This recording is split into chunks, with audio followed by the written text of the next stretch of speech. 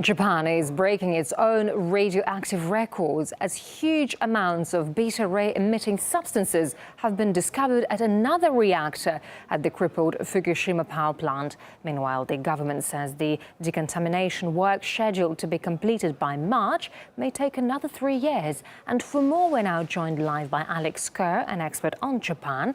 Mr. Kerr, welcome to RT. Very nice to see you. So we've had numerous reports about leaks there in Fukushima Daiichi, and now we're hearing about a fresh one. From your point of view, why they're not able to cope with all that? Well, this is one in a long series. It's an ongoing story. And the real problem is that the government has spent so much energy in hiding the information that at this point, I think it's fair to say that nobody knows what's really going on. We know that Japan won Olympic Games, but there are so many activists in the world who have some sort of health concerns about it. Do you think that their worries are justified? I don't think their worries are justified in the sense that it's going to impact Tokyo. So I think that people could come freely to the Games and not worry about it.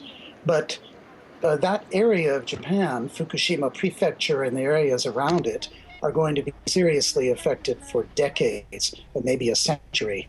Parts of it will be pretty much permanently unlivable. Not to mention the fears that we have of the radioactivity that's flowing into the ocean.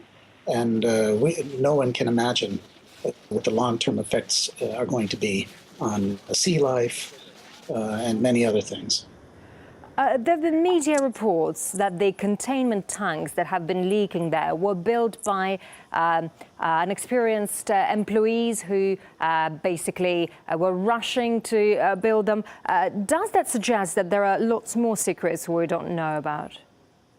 Well, of course, because the entire system of management of TEPCO, in fact, of the entire nuclear industry of Japan, has been to rely on unskilled, uneducated, and unspecialist daily workers, guys that they pick up off the street and are brought in and paid a daily wage, who wouldn't have some of them don't even realize they're going into a radioactive circumstance.